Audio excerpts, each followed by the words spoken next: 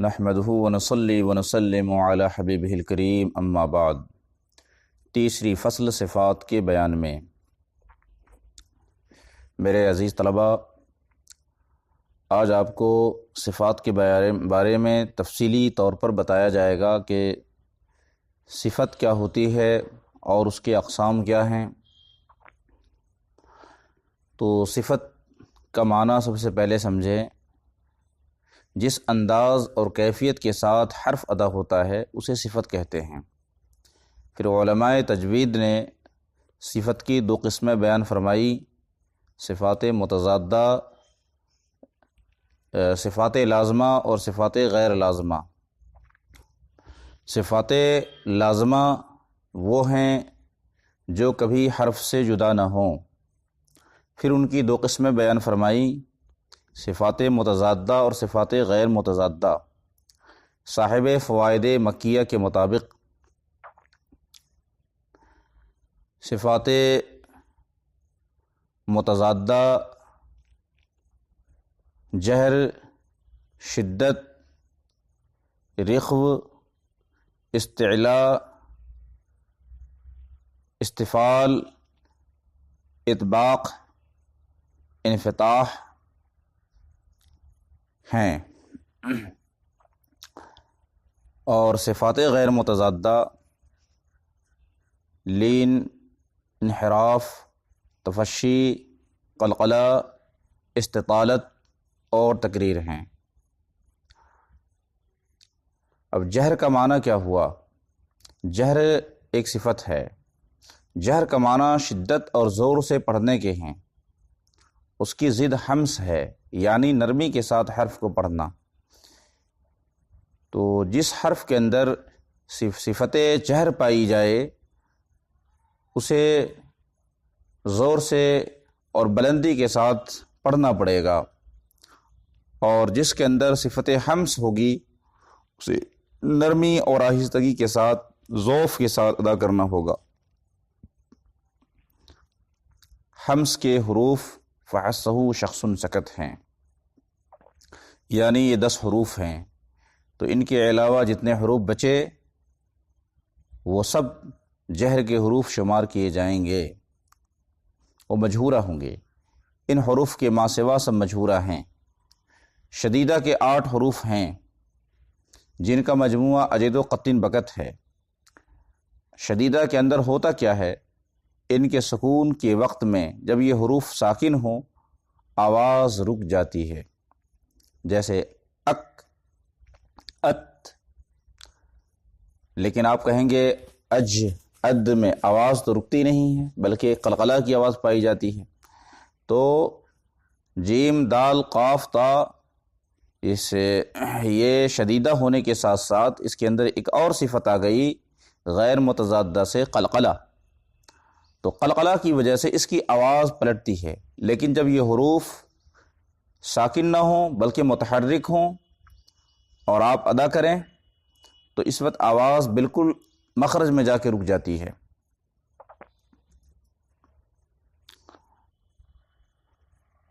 پانچ حروف متوسطہ ہیں جن کا مجموعہ لن عمر ہے۔ ان میں آواز بالکل بند نہیں ہوتی بلکہ کچھ جاری بھی رہتی ہے۔ تو چونکہ شدیدہ اور رخوہ کے درمیان ایک منزل تھی کہ کچھ حروف وہ ہیں جو نہ بالکل شدیدہ ہیں اور نہ بالکل رخوہ ہیں بلکہ بین بین ہیں، تو ان کے لیے ایک اور راستہ نکالا گیا کہ ان حروف کو متوسطہ کہا جائے، اور یہ لن عمر ہیں، کیونکہ لام کے اندر نہ سارے صفات ذوف کے ہیں کہ ان کو ضعیفہ کہا جائے، رخوہ کہا جائے، نہ سارے صفات شدت کے ہیں کہ ان کو شدیدہ کہا جائے۔ کچھ صفات شدیدہ کے ہیں، یعنی کچھ صفات قویہ ہیں، کچھ صفات ضعیفہ ہیں۔ یہی حال عین کا ہے، میم کا ہے، را کا ہے۔ اس وجہ سے یہ متوسطہ ہیں۔ باقی حروف ما سوا شدیدہ اور متوسطہ کے سب رخوہ ہیں، یعنی ان کی آواز جاری ہو سکتی ہے۔ خص، صدق، طن، قز یہ حروف مستعلیہ کہلاتے ہیں، یہ متصف ہیں صفت استعلاء کے ساتھ، یعنی ان کے ادا کرتے وقت اکثر حصہ زبان کا تالو کی طرف بلند ہو جاتا ہے۔ استعلاء کا مطلب کیا ہوتا ہے؟ استعلاء کے اندر بلندی صوت پائی جاتی ہے، یعنی زبان کا اکثر حصہ تالو کی طرف بلند ہوتا ہے، اور جب تالو کی طرف یہ بلند ہوتا ہے تو اس کے اندر گویا کہ حرف پر ہو جاتا ہے، جیسے آپ کہتے ہیں قول، قول، خا، صاد، ضاد، گویا کہ زبان کی جڑ کا حصہ بلند ہوتا ہے تالو کی طرف۔ ان کے ما سوا سب حروف استفال کے ساتھ متصف ہیں اور ان کو مستفعلہ کہا جاتا ہے۔ ان کی ادائیگی میں اکثر حصہ زبان کا بلند نہ ہوگا، تو گویا کہ صفت استعلاء کی ضد صفت مستفعلہ ہے۔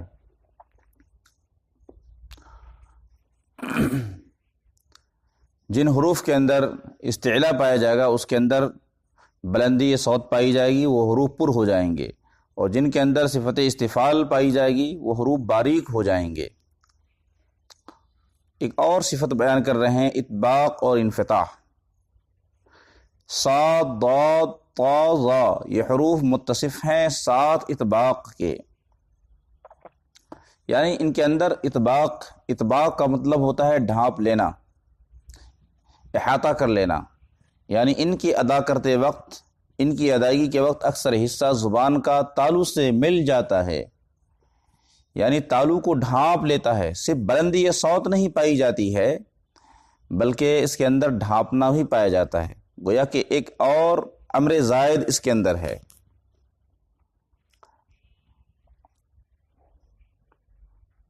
تو استعلاء اور اطباق کے اندر تھوڑا فرق ہو گیا۔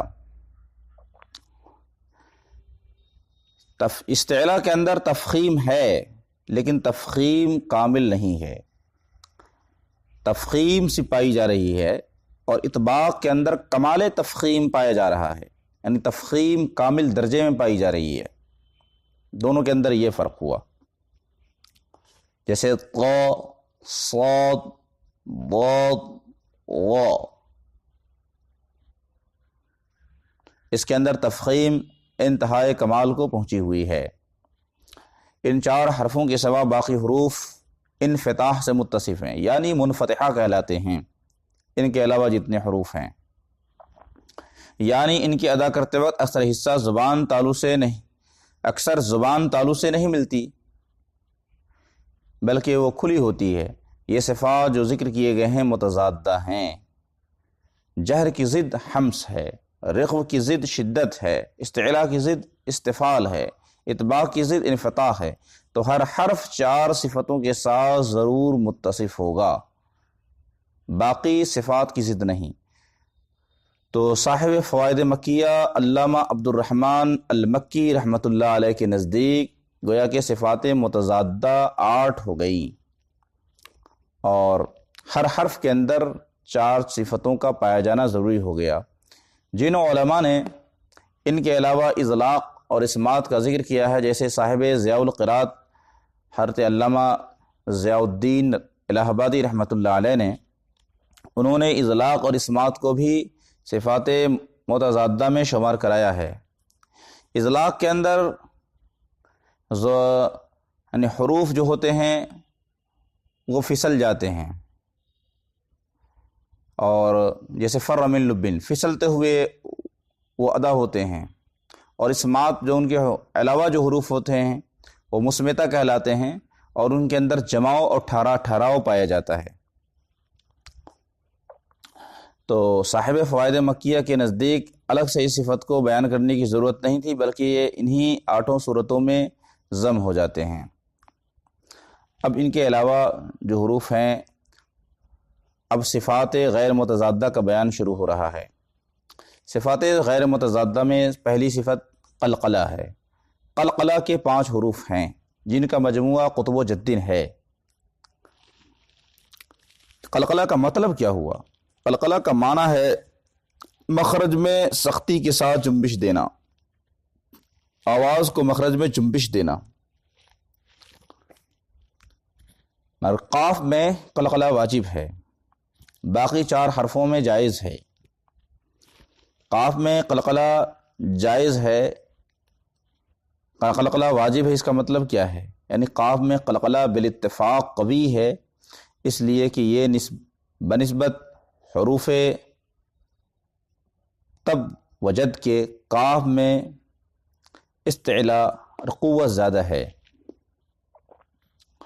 تو قلقلہ واجب کہا۔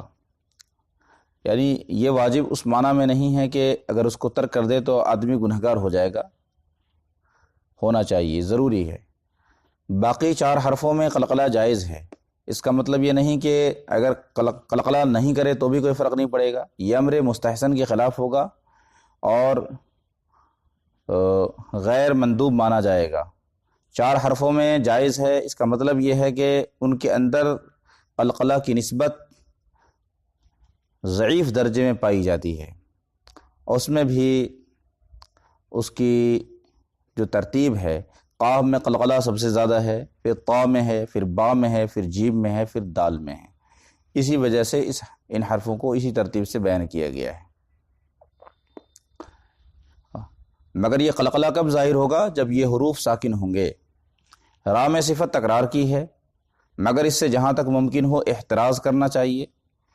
را میں صفت تکرار کی مطلب یعنی مکرر ہونے کی صلاحیت ہے، جیسے آپ بولتے ہیں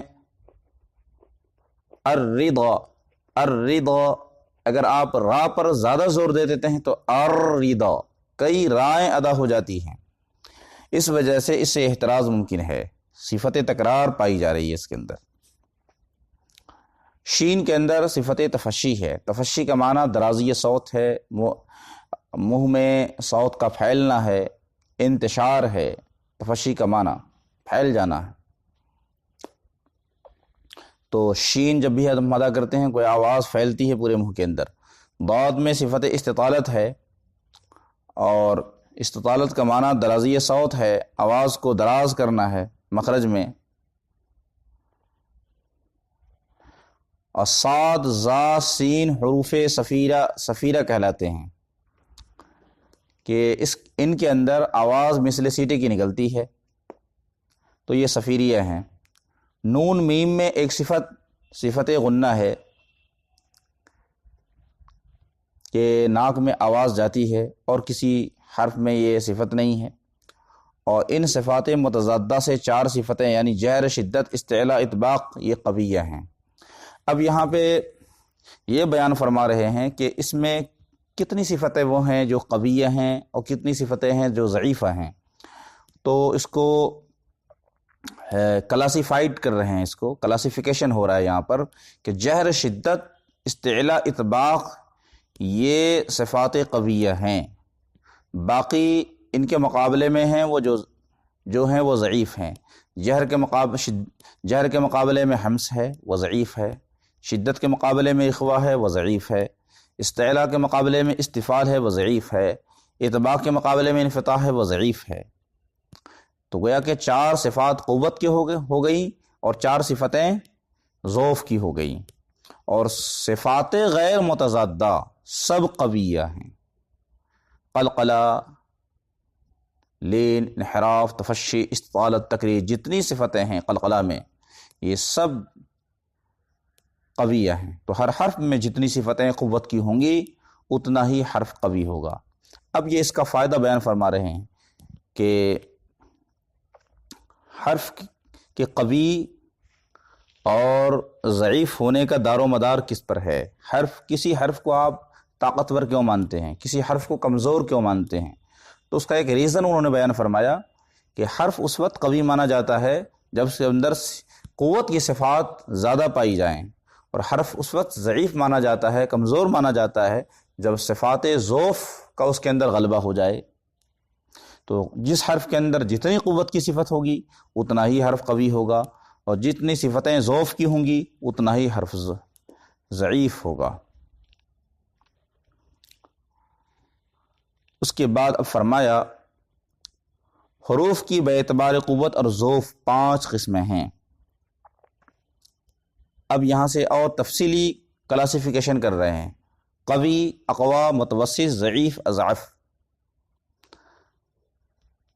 وہ آپ دیکھیں جیم را صاد عین زا، یہ حروف قوی ہیں، اقوا نہیں ہیں، قوی ہیں۔